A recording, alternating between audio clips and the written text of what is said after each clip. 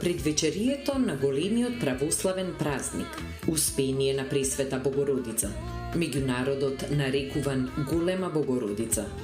Во манастирскиот комплекс Свети Атанасија и Пресвета Богородица во тетовското село Лешок на 27 август, традиционално по 14 пат, ќе се одржи Лешочкиот фолкфест.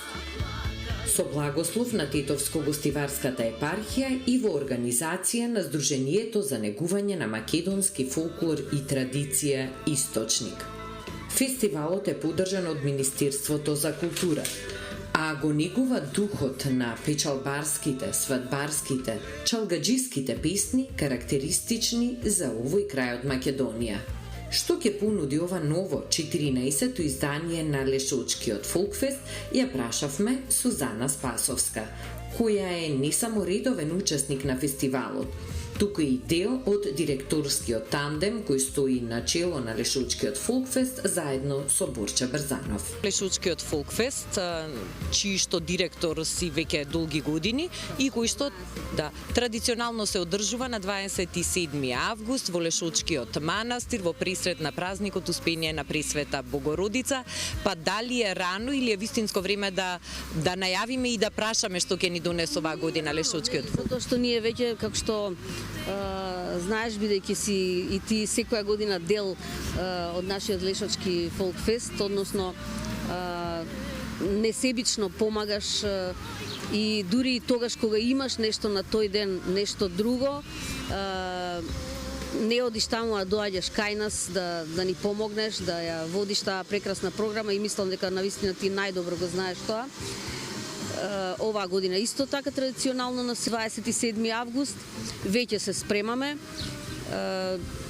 Баш пред некој ден бевме во Лешок да видиме каква е состојбата.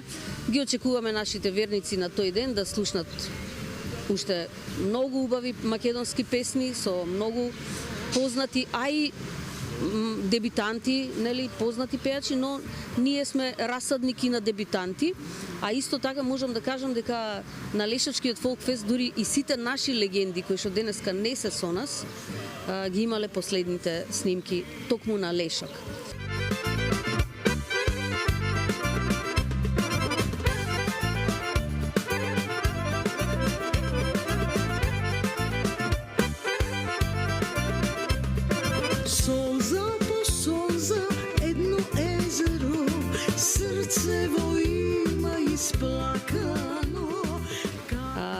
Лешочкиот фолкфест си го сакаат пејачите, бидејќи можат да се дружат, ревијално е, се дружат,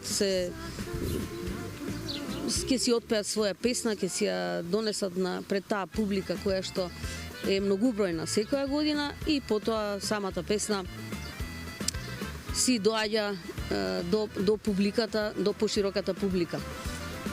Сакам да кажам дека навистина оваа година исто така Министерството за култура малку ни помогна околу фестивалот, но тоа се многу малку финансии за еден фестивал, па секоја година сакам да се заблагодарам што имаме наши пријатели кои што несебично помагаат, бидејќи со тие финансии од Министерството не може да се направи еден фестивал, па се надевам дека